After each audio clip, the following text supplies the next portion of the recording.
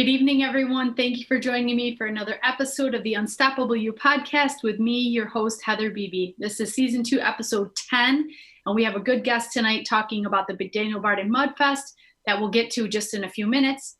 I wanted to announce a couple of things that I have going on, and definitely to clarify some details so you can understand and participate and get in on this. You may have seen I posted in the last 24 hours an awesome event that's going to happen May 9th. It's going to be a virtual concert. It's got the best lineup ever. I'm so excited about this. The guys that are going to be participating are, of course, Sean Smith, Tim Moyer, Isaac French, Justin Smithson, Gary Johnson, Madame Zizi, Ryan Quinn, and Matt McGlory. And if you haven't seen the flyer for this, please check out my Facebook page and share it, because I want this to be a super successful event. It's going to benefit the Thea Bowman House. And the Thea Bowman House, if you're not familiar with them, they provide education and daycare services to inner city children. So it's a huge demand in this area, and they are taking a hit because of what's going on. So these guys and gals, one gal, have agreed to do this. But the twist is, how I need your participation is I want you to email me your stories on how their shows or their music or something that they have done that has inspired you or gotten you through maybe a difficult time. So did you meet, some examples of stories that I want to hear about was like, did you meet your significant other at one of their shows 20 years ago? And now when you hear this specific song, it brings you back to that moment. So memories that bring back a moment that was just, you'll never forget, you appreciate so much, because I know we all miss these guys, and I want them to know really how much we do miss them and how much music means to us. So with their music specifically, even if it's a cover song or a song they've written, share those stories with me to my email, heather@unstoppableyoucoach.com, and then together we're going to put this all together, and then tune in on May 9th and you're going to see how it's going to roll out. So super excited to celebrate these guys and all the inspiration they've given us over the years, decades. Some of these guys have been doing music. And then we can celebrate together to raise money for the Thea Bowman Home. So keep that in mind, May 2nd. Another announcement, June 6th, my wilderness and equine retreat. That's still on. I'm keeping an eye on, what the regulations are, what the suggestions are. If for any reason we have to call it off, refunds will be available. I still have a couple of places available for people to attend. It's going to be an incredible opportunity. It's a co-ed opportunity, and we're going to be up in Taberg at the Fallbrook Stable. It's a gorgeous place. You can catch more information about that on my Facebook page as well. But if we do have to push it off, I'll do something in the fall if people are still interested. If not, like I said, refunds will be available. But I'm pretty sure if we're open and ready to go, there's plenty of space up there in the woods in Taberg for social distancing and maintaining safe distance. So that's all I have for now. And without further ado, I'd like to introduce Dan Williams, who, thank you very much for joining us to talk about this, because of course you've also had to experience some changes in the schedule and adjusting things. So let's talk about what's going on now, the new dates, the different things we can do instead, and remind everyone that this does a lot of good for other people. So it's important Heather, it just dawned on me when you said you're doing your virtual concert May 2nd, right? May 9th. Oh, I thought you said May 2nd. Yeah, no, okay. May 9th. Okay, so you're the week after. So we're going to do our virtual Mudfest, if you will, which is going to be pretty much on your own. Obviously, MKJ is shut down. I haven't actually even been over there since I skied it this winter. Any rate, we're so second, we're going to basically, people are going to go do whatever they want to do, whether that's go for a hike or go do whatever it is that gets you outside. I would like to see you get muddy. I would like some videographic evidence. Mm-hmm. And then do something good for somebody. I don't know, whatever that looks like, help somebody out. And then just let us know what you did. Post a video.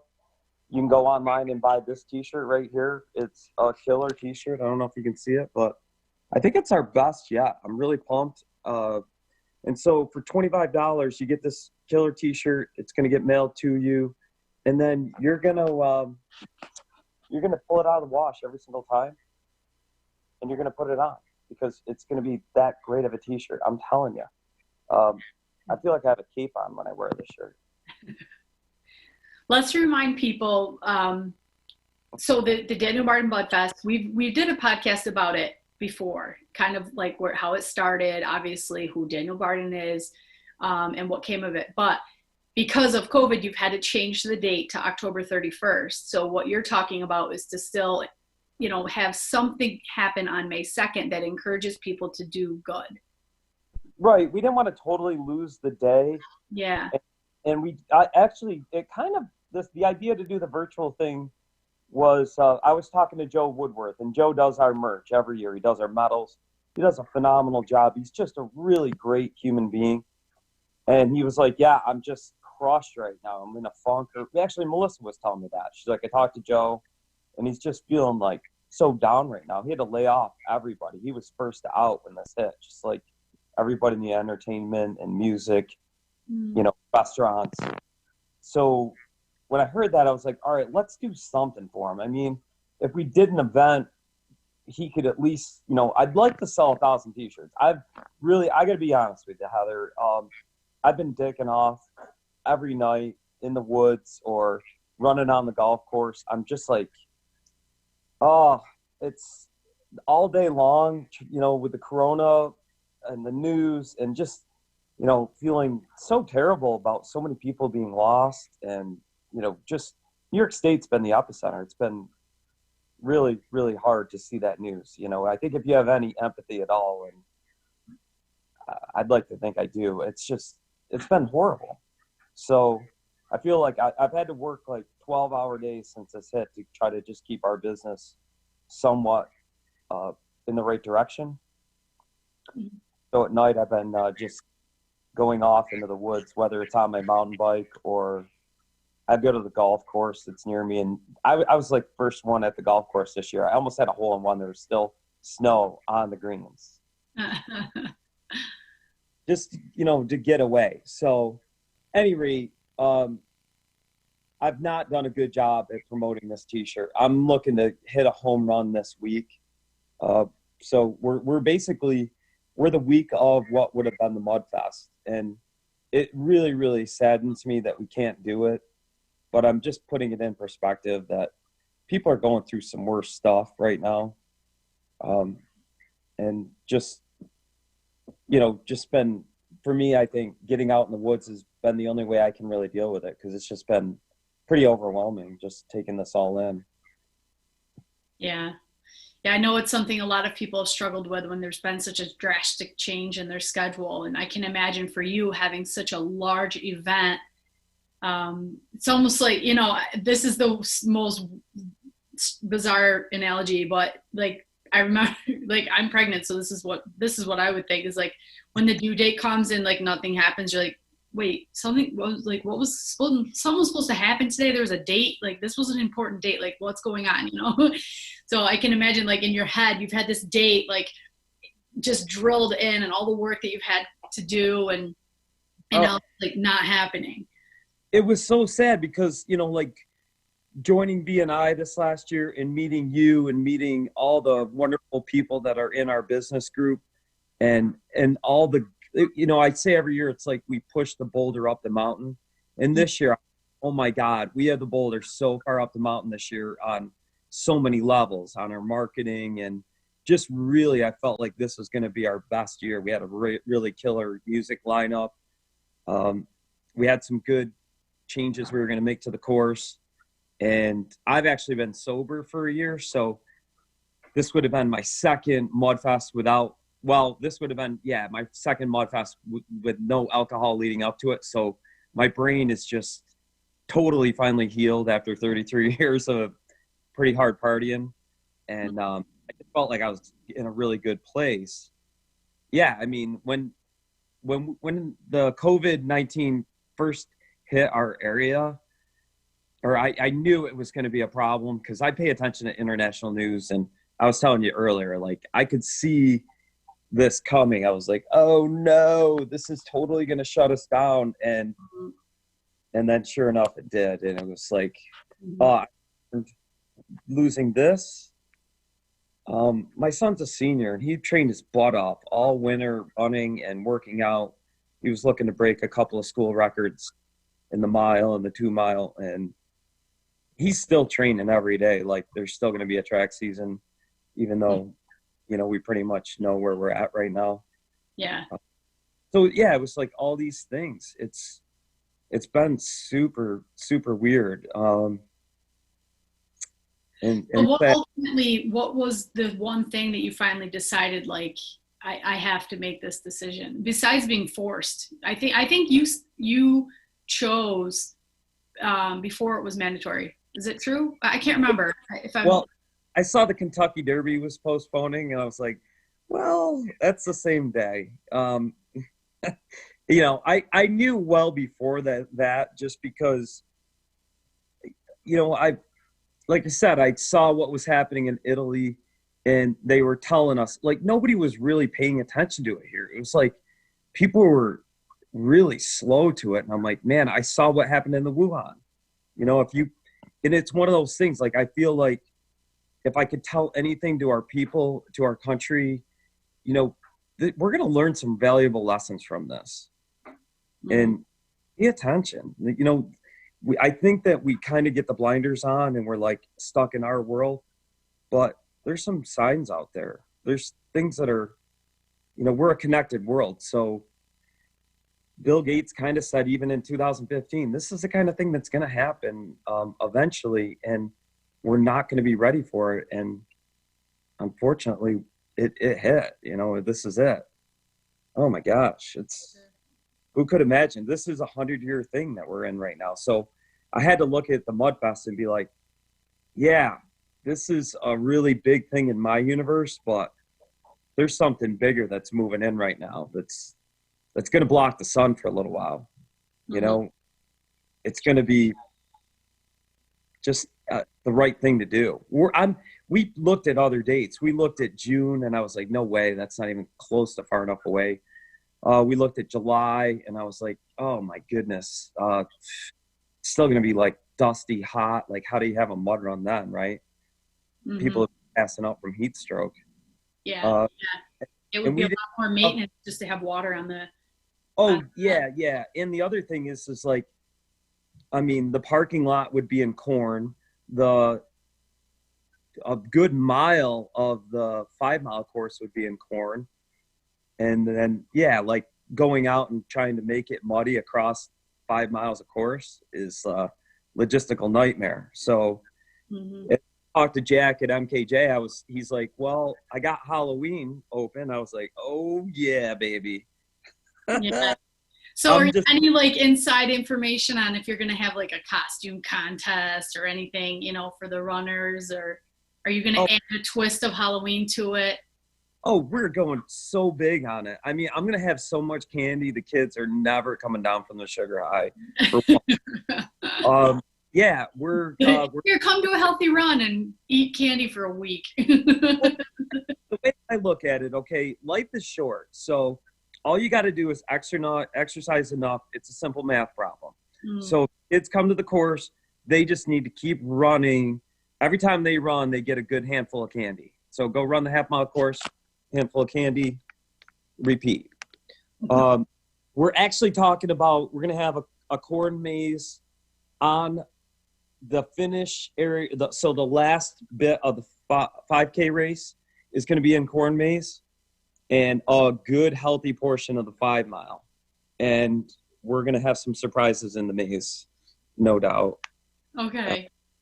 So yeah, I think it's going to be pretty cool on that. I think it'll be pretty interesting. Yeah. So are you a huge Halloween person?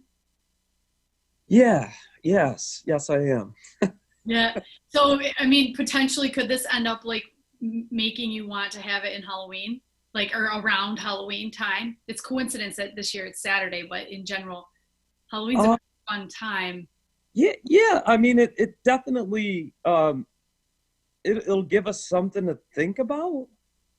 Um, I honestly wanted to. So I coach cross country, and and then the fall is like the silliest, busiest time of our season too. People literally get to Labor Day and they're like, "Oh my God, it's going to be winter soon. I need everything right now," and my business blows up until we just can't work anymore. Mm. But we also, when we do the Mudfest in April, that totally sucks because I'm coming out of winter. I have no money. We got to put this Mudfest together, and I end up burning a bunch of cash anyways, and time and whatever. I don't know. Maybe all would be better. At least I could have made money all summer and then spend it on the mud run. Yeah. Let's remind everybody so you mentioned something, how you've been in a funk because of all of it.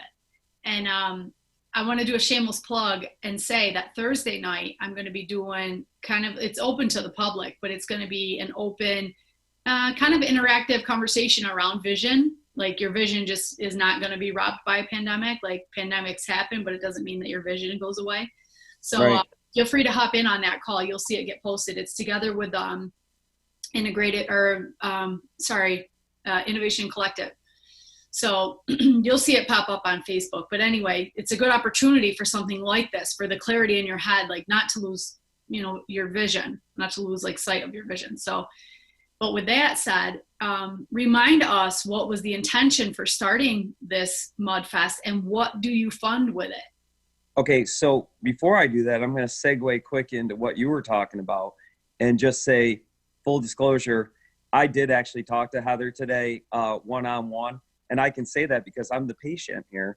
But yeah, I've been in a pretty heavy-duty funk on this. I mean, literally, I felt like, and I know a lot of people are going through this. I mean, I've got it good. At least my business is still going. I literally feel so terrible for everybody else, and I feel bad for our country. And I want the best for our country, and we're not getting it. I'm not going to get into it any more than that, but it's driving me kind of nuts, and I kind of feel like, holy cow. So I talked to Heather today, and Heather, just got me back on track. I feel like, I'm just going to plug it. So if you guys are feeling that way too, call Heather, because she could totally, straighten you out. And I know you're thinking, Dan Williams, the guy of positivity, he can never have any, no bad thoughts and no depression and no anxiety.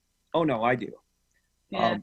I'm blessed with ADHD. So, or is that what they call it? ADHD? So at any rate, that's been good for me because it's given me a ton of energy, and I can kind of get my butterflies flying in formation these days. When I was a kid, I totally couldn't. I was squirrel. My mom, oh my gosh, my mom. Yeah. So at any rate, Heather Beebe, Unstoppable You, what's stopping you? Okay, that's all I got to say about that. Yeah. Awesome. Okay. Thanks, Dan. No problem. So Heather, the whole thing started, my niece Maggie was in the Sandy Hook tragedy, and she was 4 or 5 rooms down from where the 21st graders are lost and the 6 administrators. And I was so deeply affected by that. When I heard it, it literally, oh my gosh. I mean, at first I was like, no way, this didn't happen. But the further the day went along, the details started to come clear, and it was that Maggie was okay, but Daniel Barden was one of the first graders that was killed, and he was best friends with my niece Maggie. I had been down to their house, for every birthday and christening, and they're next door neighbors. There's a well-worn path between the Bardens and my sister Karen, the LeBancas.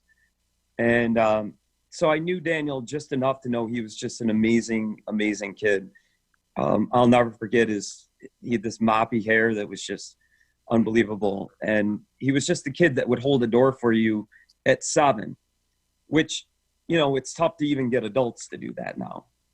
He was just old beyond his years.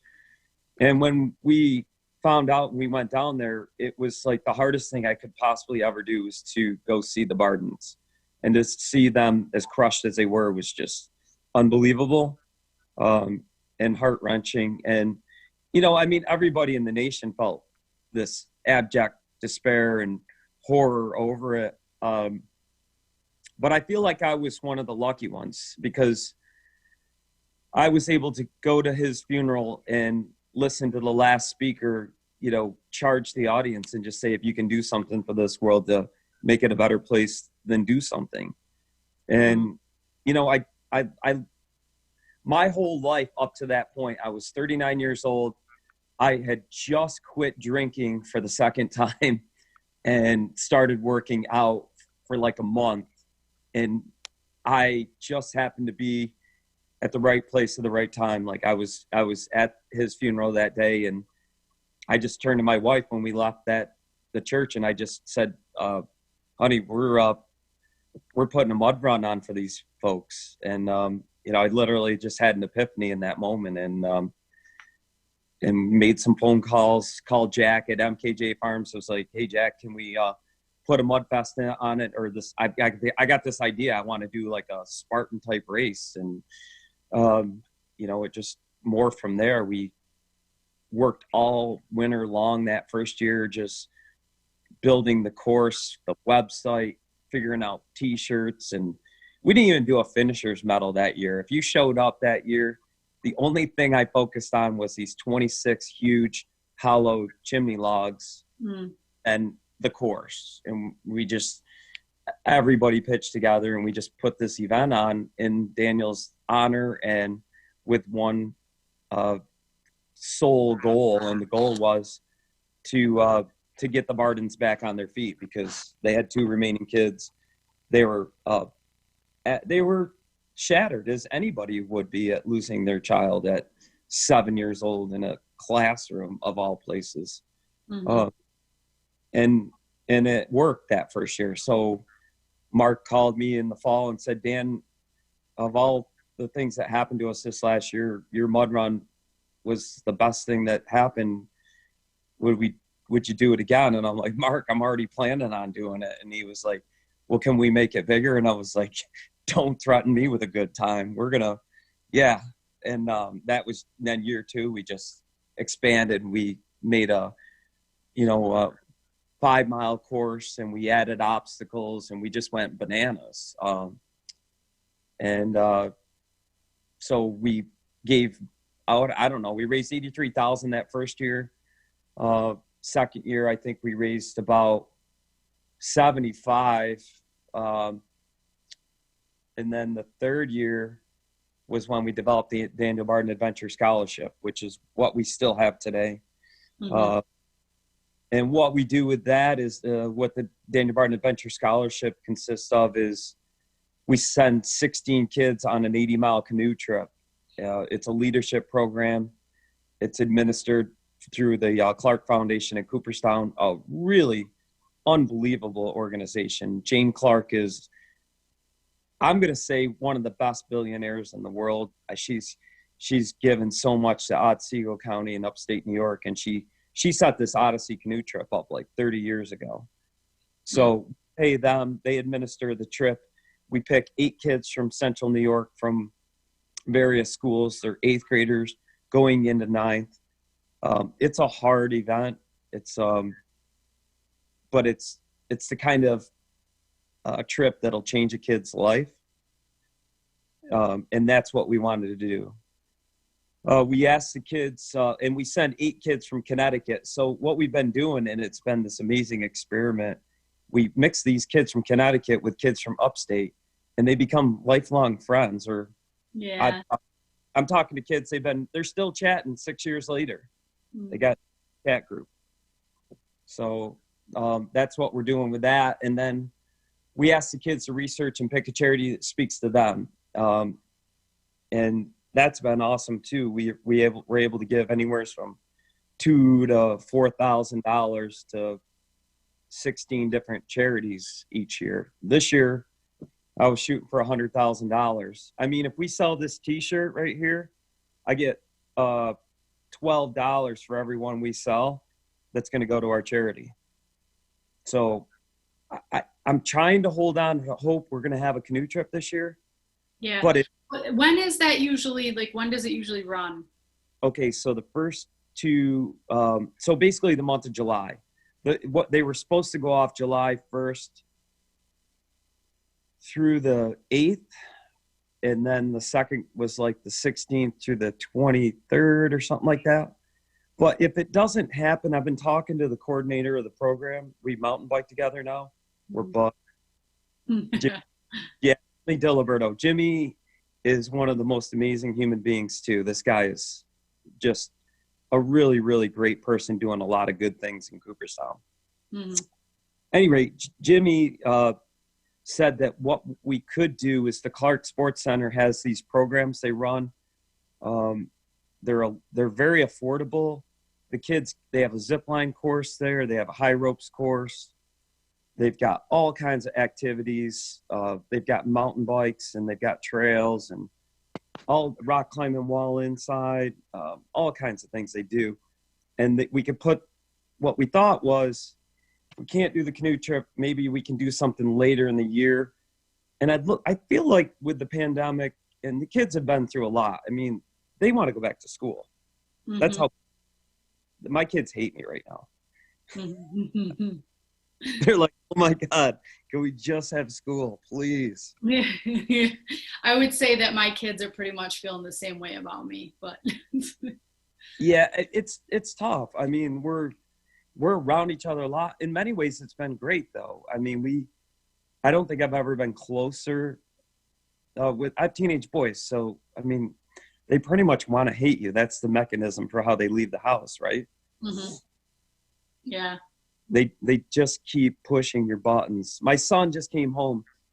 We just got his car fixed, and he literally blew right through a stop sign and demolished the front end again. It was literally 12 hours old, right? And he's, I don't know what happened. And I'm like, you basically were going too fast. I mean, you remember crashing when you were a kid? What did your parents say? I didn't crash when I was a kid. I didn't, like, knock on wood. Yeah. Yeah. I mean, they knew, definitely called you out on your bullshit. That's definitely one thing that the adults in my life did. If there was whatever that was, I was like, yeah. So tonight I came back right before our podcast, and the tailgate isn't down on the car now. And I'm like, I look at it and I'm like, what's up with the tailgate? And he's like, I don't know. It just broke. And I was like, well, that's it. Like, we have a shop and we have tools. Why don't you pull it in there and figure out how to fix it? And he's like, well, I talked to my mom, and mom said it's more of a dad problem. I'm like, doesn't look like a dad problem because I'm not a mechanic. So yeah, I just break shit and then I hire people to fix it. That's yeah. So go ahead. So the goal is, though, back to the kids. I feel like they're going to need it. So rather than send 16 kids, the hope is that we can stretch our dollars. He can put this program together for, I think it's like maybe $300 a kid. Mm. So we could send a lot more kids from our area. And you know, a lot of kids down in the city. I feel like I want to go after that group because they're on lockdown down there. Like us country kids, we can go outside and kick our heels up. You know, we've been woodchuck hunting and mountain biking and golfing and picking up shit and burning stuff and doing stuff. Like, my kids are blessed. Mm-hmm. I feel bad for these kids that are just like trapped in Utica or Whitesboro. Yeah. I want to. Yeah, there's definitely ways to get the inner city kids up to camps. I know when I was younger, I used to work at a summer camp for years. I was involved in this place, and we had a whole bunch of kids come up from the city, and they, instead of going home for the weekend, they'd stay for 2 weeks straight through the weekend. So it was a lot of fun for them. Many of them had never even seen the stars at night. Yeah, that's like, so we could get them down to Cooperstown, and we could affect a bunch of kids. Mm-hmm. That's all we got to do is sell this t-shirt right here. $12, right? It's $25. 12. So you go to bardenmudfest.org. Do it right now. Okay. Write it down. Let's go. Yeah, let's share the link later when we can in And, the comments so people can have something to click on. and then we'll help my buddy Joe too, because he wants to bring all his folks back to work. He actually does all the merch for the Boilermaker now, Mm-hmm. which is pretty huge. He started his business. I feel like that was another good thing that happened out of the Mudfest.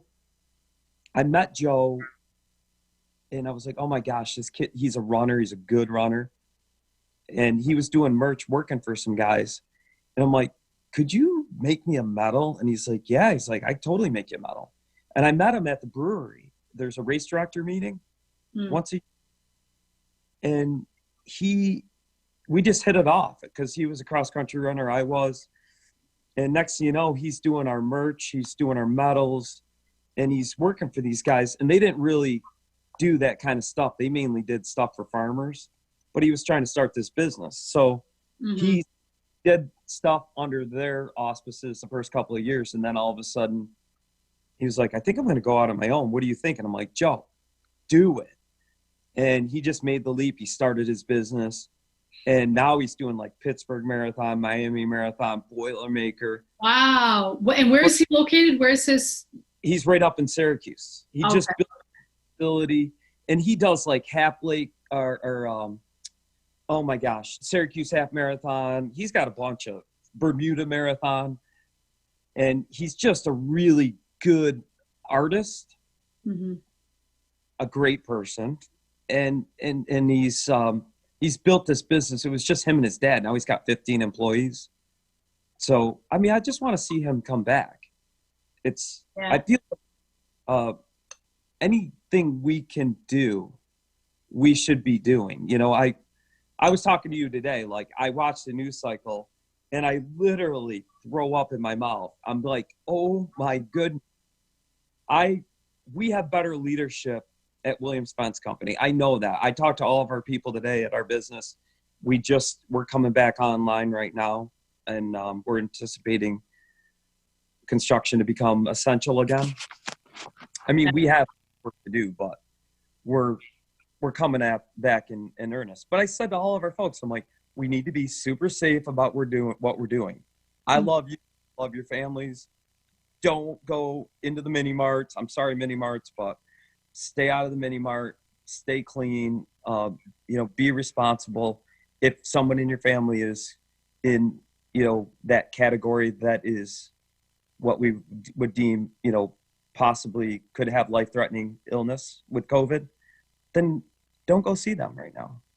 Yeah. Go to work, stay distant, stay clean, and go home and just save your money right now. Now's a perfect opportunity to come back to work, squirrel money away, and get yourself in a better position, because I'm scared absolutely shitless that we're at the beginning stages. I know a lot of people are like, oh my gosh, it's tough. I can't believe I'm inside. And I'm like, guys, I've been through 2008, I've been through 9/11, and I actually remember the recession in 1990 because that was right when I started into the workforce. My dad had a business doing construction, and he told me, go get a job. I don't have any work for you.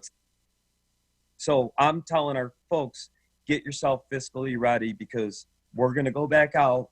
And I really do hope things are going to get better. I do, but we don't know. I mean, it's a pandemic. Yeah. Yeah. Well, I mean, kind of like, since you mentioned our conversation earlier, I think it ties into what's going to be said on my little spiel Thursday evening at 9. That's open to the public if anyone's interested. That the vision is still there, so despite what's going on and the fact that we don't know which way it's going, we get curveballs thrown at us left and right. It can never be more important than what you're actually doing. So I think that's something really important, that I want people to understand, even with the Daniel Barden Mudfest, all the things that you do and provide for kids, especially, it's all part of your vision of making a difference. And, it's immeasurable at the same time. So just kind of recognizing the fact that, okay, to this year is really, really, really different. But is it not happening? No, that's not true. It's happening in a different way. So the process has completely changed, but the ultimate vision, the goal, the changing lives, the ripple effects of these kids then proceeding to go on with their lives with these experiences, staying connected with strangers in other areas, having connection with people they never met before, having connection with nature, all these things that they're experiencing, those are ripple effects that are immeasurable, so that's still happening. And we just kind of have to keep our mindset on the vision that this is all very possible. It's just, as the curveballs come, which ones are we going to catch? Which ones are we going to ignore? Which ones matter to us? Which ones are none of our business? And just kind of focus on what matters. Which is a great thing going, it can't lose your energy. We've seen so many. I personally have. Obviously, I use the saying all the time: if we're skiing in the trees and we're looking at the trees, we're hitting the trees. So, we're looking for the opportunities in between. And I got to be honest with you, I've really enjoyed some aspects of this. I gave my best locker room speech to my kids when this started. I went all in Vince Lombardi. I feel like we were just kind of sleepwalking along, and Melissa and I were talking like we were right before this started. She laid the law down because we weren't having dinner together at all. It just wasn't happening. We're all going different directions. And she's like, once a week, we're going to sit down and eat dinner. And we did that for about 3 weeks, and then the pandemic hit. And then it was like every single night, Mm-hmm. And every single day we're spending lots of time together. Obviously, they need a break from me right now. So they're off on their devices, all three of them. Yeah. But it really gave us that opportunity. Like, my son's a senior. He's going to be gone next year. Yeah. And so we've had a lot of close times together. Not all great. Let's not sugarcoat it. Yeah. Yeah, but I think, you got to look for the silver linings at times. What does it mean? Because it's very easy right now to focus on the unknown and the scary stuff, but in all reality, there's a lot of good stuff happening right now. Yeah. And also making that stuff happen. I think this, like right now, I started making this downhill mountain bike park. Normally I would be so deep into the Mudfest right now. Literally all my clothing is covered in shit, cow shit and mud and sweat and probably some blood. Okay. My basement is everyone's gear, the kids, my wife, we're deep into it. We're on Monday. So we basically have to have our act together by Thursday night. And that's obviously not happening this year. So I've been taking it a little bit easier, but riding my fat bike up in the state land near me, there's 5,000 acres. And my son Gabe and I have gone up in there on a night like tonight when it just totally sucked. It was like raining out Scotland, but we put our headphones in and we made a deal. I said to him, I won't say one word to you. You can listen to whatever music you want. And I put in the gangster 90s rap myself. I like the hip hop and just started riding. And I wasn't taking the time to do that. Like I would have no time. I would work from 5 o'clock in the morning till I was supposed to coach girls varsity track. It was my first year. I was really looking forward to it. That was done. So that's out of my schedule now. And then Mudfest, which would go till dark 7 days a week for at least 6 weeks leading up to the event to get ready. We worked every Easter basically almost every single Easter the last 6-7 years getting ready. Yeah. How long has it been going now? This would have been our 8th year. This is our 8th year. It's just postponed. Oh, wow. Yeah. Yeah, that's true. That's a good way to look at it. I actually ran it it was two races ago. I didn't run it last year. The weather was way too bad. Oh yeah. Last year was can I swear? Yeah, you can say whatever. Okay, so it was a weather condition that I think I've heard Rain Mahar call it. It's called shit, fuck, But yeah, when I looked at the forecast, I was like, oh my God. Yeah. No. It started the night before. Okay, let me set the scene for you folks. All right, when we want to talk about just true shit show, it was warm that Friday. It was unbelievable. If we had had the Mudfest on Friday, it was 60 degrees. It was rainy. It was muddy, but it was warm. It blew in a gale. We got sideways rain when the band was setting up at dark that night, and the wind blew almost 50 miles an hour. I thought it was going to knock the damn barn down. We were setting up. It blew rain inside the barn 15 feet through the door. We were like hustling to get all the sound system in for the stage for the next day. Yeah. Okay, we worked till whatever time that night. It wasn't too bad. I think I went to bed at like 11. I get up at 3:30 in the morning, and I look at the report, and it's like 40-mile-an-hour winds are figured, and a type of snow called grapple. So it's basically like BBs. Not snow, but literally like you're getting hit with birdshot. Yeah. And like wind like you cannot freaking believe. I show up there, it's dark out. Shit is blowing everywhere. It's dark out. Signs are knocked down, our parking signs, everything's flattened. And shit is, I am not even close to ready. There's equipment parked in the way. Like all my guys got cocked, super drunk, and no one showed up. So I'm by myself. Finally at 5, people start showing up because I'm making calls. I'm like, get up, let's go. We got to, the chimney, the main fire sculpture, we had a giant 250-year-old maple planted in the ground as a V because it was year 7. And then I had 2 logs side by side next to it. So it was a Roman numeral 7, V // One of those logs that I had planted in the ground had blown over.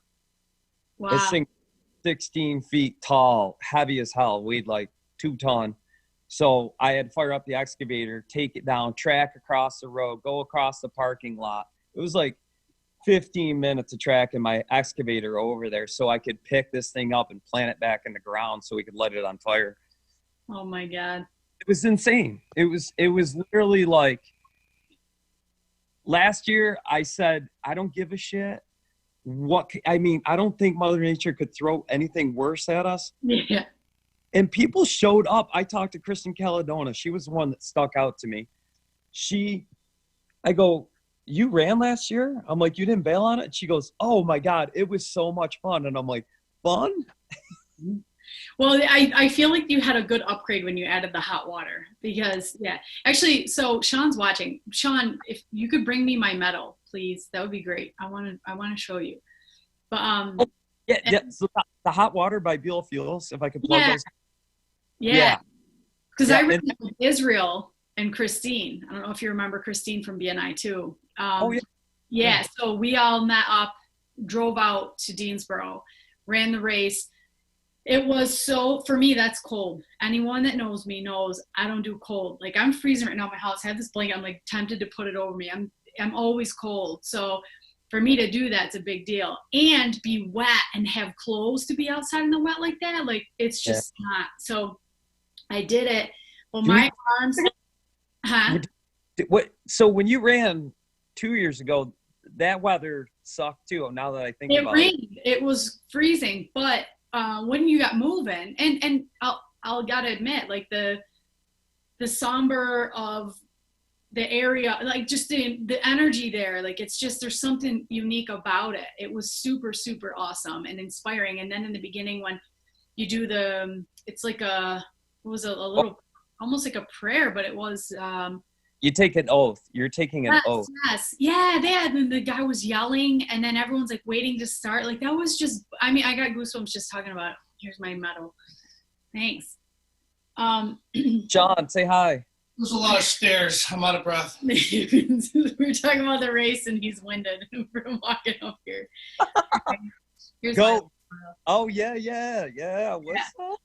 So, but it was so just really awesome. And when we finished, so the obstacles are well built. I did up at Masonic. They did one a couple of years ago. They did the mud run, and it's like a couple things. It's hard, but your obstacles are built with the stuff that you're taking out of the woods. So it's very rough, and it looks like a mud fest. It's not just a race with like some corporate cleaned up, sanded down logs. Like, it's dangerous, and that almost adds that part of it that just makes it so much fun. Our insurance guys listening, don't talk about the danger. It's not no, I can't say that it's dangerous. It's just raw. Like, it's awesome. And there's a lot of things that you're looking out for the people behind you. You're reaching out for the people in front of you. Like, we all have to do it together. And that's so awesome. And I remember the tubes that you kind of got to go through, and it was like frozen ice in there. And I'm like grabbing onto the rocks because it was so slippery. I'm like pulling myself because you're laying on your belly. I'm just like coming through it, but it was so good. So good. But there's a couple of flyers that you guys reused with my picture in it. One of them, was it the hillside with the tires? It's like down. And then there's another one at the monkey bars, instead of me going on the monkey bars because they were slippery, so people were falling down because it was raining. I like shimmied across the wood with my hand up over, what are they, 2x8s or whatever those circles. So my hands were all scraped up, all right here was like raw, and then all my forearm right here was all marked up from like shimmying across the whole thing. Gabe, pretty cool pictures. Yeah, Gabe did the same thing. He ripped his hands apart on that. Yeah. Well, so then that night after the race was the mom and Prince Charming ball, where the moms take their boys to the ball. And I went directly from the race to shower. But back to the warm water. That was amazing because once you got done, that feeling of, bone chilled cold, you just take a hot shower and then you could change your clothes and it was fine. So I thought that it's fine. Like I made it through. My brother-in-law had that idea, and I'm like, you are such a wuss. I'm like, we're not doing hot water. And then we did it that first year, and I think we've had good weather 1 year out of 7, so we're pretty much used to it. But I got such a great response from it. People are like, oh, my God, the hot water.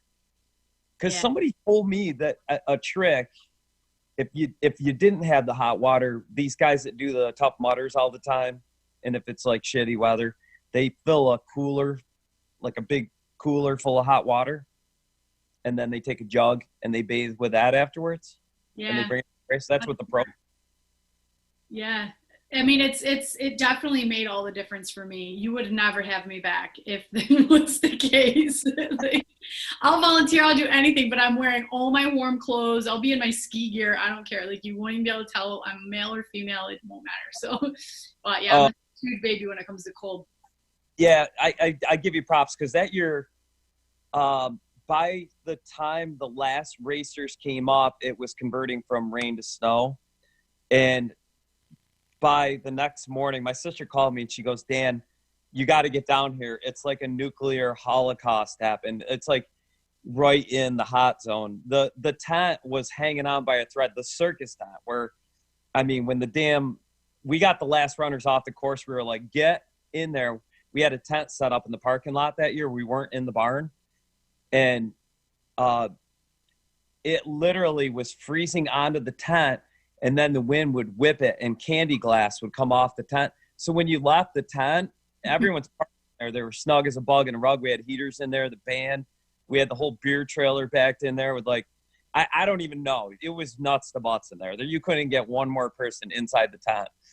And when we left, it was just blowing a gale. And I'm like, holy shit. When you ran was cold, but if it had been even like 4 hours later, it would have been really, really much worse. Yeah. Oh, I'm so glad. Because of the Prince Charming ball, I had to get home, shower, and actually get all the mud off and go to get my hair done. And I had to wear a formal gown that evening. Did you get all the mud out? Yeah, well, man, I'm telling you, the pictures from that night, I wore a red dress and you could see the bruises all over my legs. My forearms were all busted up. I was so sore. And then I'm taking the 2-year-old because he's going to remember. And I'm running around chasing him at this event. It was horrible.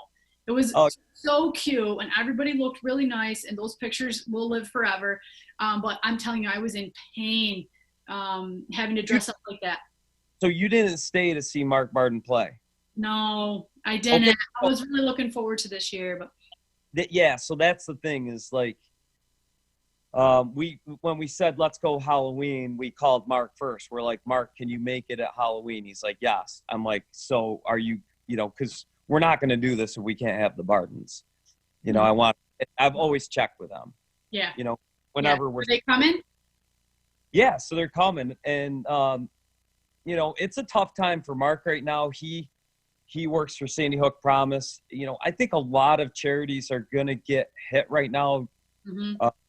They're trying to do really good work to stop bullying in schools, not just shootings, but just to really create better cultures in our schools so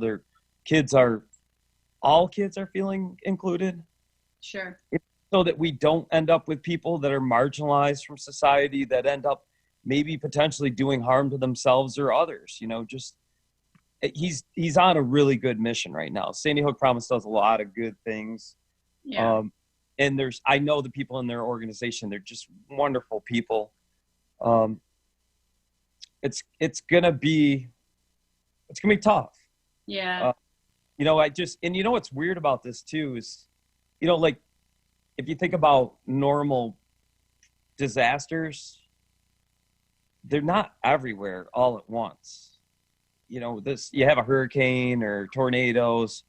Like this is like, mm-hmm. There isn't anybody that's not affected. Yeah, absolutely. Global. Some more than others. Certainly if you've got money, Yeah. They're doing somewhat better, but maybe they're not finding the happiness I am. I mean, I always say it. I'm like, I really don't give a crap if I had a camp on Fourth Lake. I mean, I got a pond out back and an amphitheater and a couple zip lines, and I'm freaking tickled just to be home. And I think that this pandemic's kind of got reinforced that mindset of, man, there's no place like home. Like I'm happy when I'm happy, and I'm really, really happy just doing my thing right here in Central New York. I got good friends like you I get to see once a week at BNI meetings, and mm-hmm. I've got really great employees and tons of space. We have 115 acres, so we're really blessed. So if I can do some stuff with the Mudfest and help people, I'm going to do that. Yeah. I should do that. We should all do that. We should do something. Yeah. Yeah. So remind people again what they can do May 2nd, which would have been the Mudfest, but now that's been moved to October 31st. So it's going to be the same event, same excitement with some added stuff because it's Halloween. But instead for May 2nd, remind them again what they can do to basically. Okay. So I'm going to lay it right out for you folks. It's real simple. Get up early. Just like you're going to go to Mudfest. Just get up. Seize the day. Make it a good day. All right? Get yourself some good breakfast.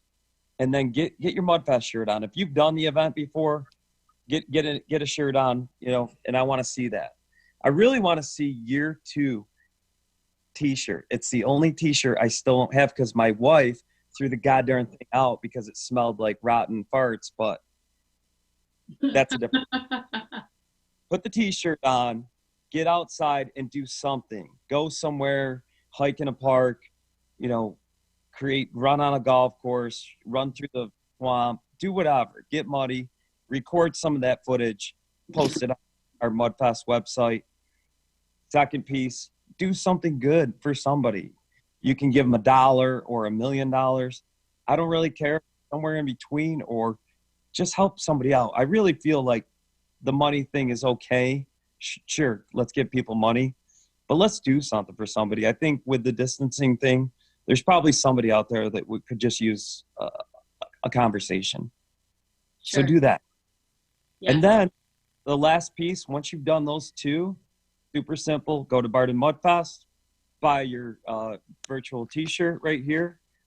I'm telling you, this t-shirt's so comfortable. It's that cotton blend. It just fits right. Medium's fitting on me right now, even though I'm eating ice cream every day. So $25, and my buddy Joe Woodworth, he's going to mail this shirt to you. You're just going to tell him your size, and boom. I want to shout out to Russell Clemens. Russell, I know you're watching right now. Russell just stopped in my driveway and gave me money for Mudfest shirts. He's such an awesome guy. He's been training for the Mudfest. He lives right next town over. I think he went to my high school. He went to Madison. Yeah, that's right. Yeah, he's older than me though. Yeah, so he was kind of a dick when he was a kid. I'm not going to lie to you. Best friends up, but my best friend totally had it coming. But whatever. That was high school. No, he's a great guy. Anyway, he's got his shirts coming. He gave me cash. Don't send me cash. There's probably Corona on it. Just, you can do it with your card. It's super, super simple. I think there's a button you just push. It says virtual shirt or something like that. Mm-hmm. And then on there, okay. Post to our website. We're going to be out that day, Heather, running the course. Melissa, Corey, my kids, we've all been on the reservation together since this started, drinking out of the same punch bowl. Mm-hmm. So we're going to go out and do the course together. We're going to get some drone footage and some GoPro. We're going to go live with it. So awesome. I want people, if they want to get on there and view that. Where can they post? Where can they share the video with you of them doing something good for somebody? Right on our Barden Facebook page, or I think we got Instagram. We've got all the Twitter. So however they want to do it, and make it funny. Don't be afraid to flop. Okay. Have you seen?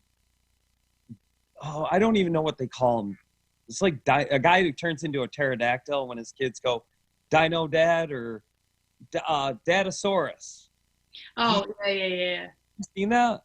Yeah, on Facebook, the little videos, the family doing tonight, I'm out mountain bike park in my woods, and I'm like, I go Danimal, so I'll just be like, kids, let's go. We got to do this thing, and they roll their eyes and they like do not want to do it, you know. But I started a little segment with that where we're just gonna do shit, and they're just gonna have to go with it and see where that goes. And then what I wanted to do though was post it, and then we're just gonna raise money with it. If anybody wants to watch it, we got a GoPro. I feel like some of the best ski wrecks I ever had was when I had my GoPro, because I just felt like I had, even though I didn't have the Red Bull gear on, I'm not sponsored or anything, but suddenly once I put the camera, I was like, all right, I got to amp this up. Yeah. Got to have like one of those hold my beer and watch this kind of fucking mentalities. You know, you're just like, all right, baby.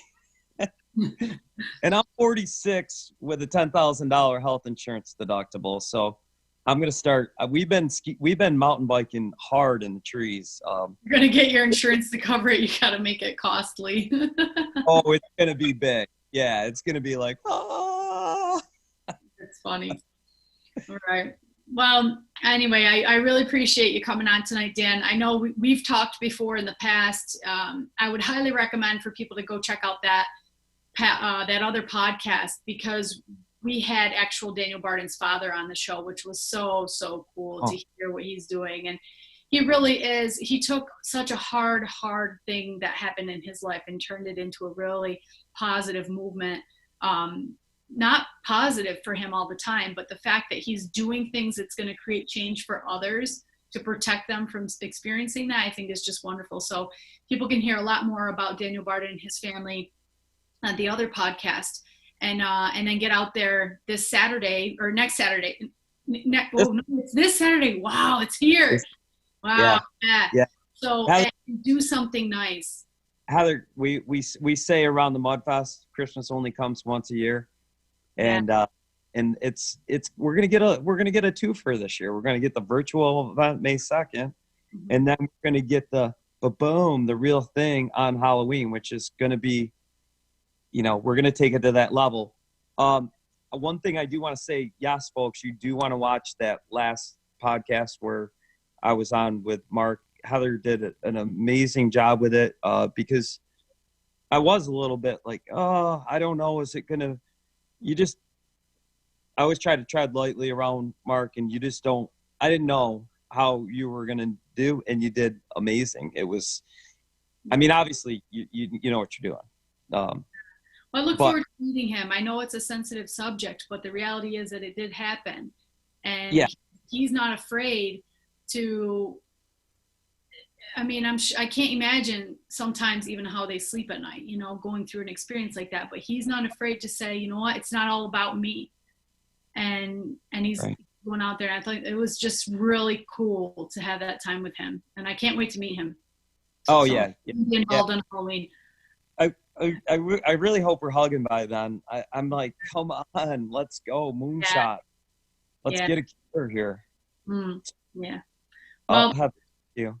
Yeah, absolutely. And not many questions came in. Couple of the guys just posted behind the scenes here that link to the other or no, it's the link for you for the walk. Join us for our virtual event. So the Barden Mudfest Chalk the Walk. So people can get that information there. Oh, your ice cream's all melted.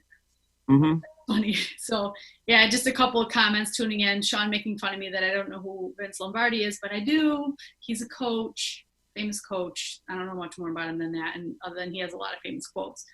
So, but I'm, you know, a sappy, positive quote seeker, so I guess I should know what that is. So yeah, and then Colleen making fun of me that it's cold when it's 90, and that's true. I would rather live in a climate when it was 90 all the time. So. But no questions, but just reminding everyone they can get the information for this at the bardenmudfest.org is all the information you can, all that you need for this. And if you weren't signed up for the cold weather in May, hopefully you'll consider the cold weather in October. And yeah. Yes. Yeah.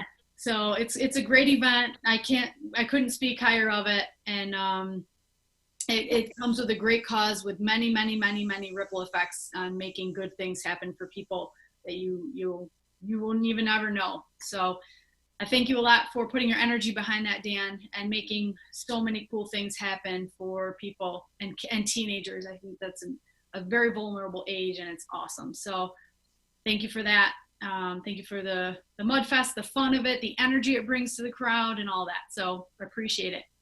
Heather, thank you. Mm-hmm. Sure. All right. I'll talk to you tomorrow at BNI. Yeah. Thank you everyone for tuning in for another episode of Unstoppable You, where we have some unstoppable people, unstoppable stories, unstoppable you right here on the D. Have a good night, everyone. Night. Okay. Are we muted? Okay. Oh. Okay. Whew. Thanks for posting.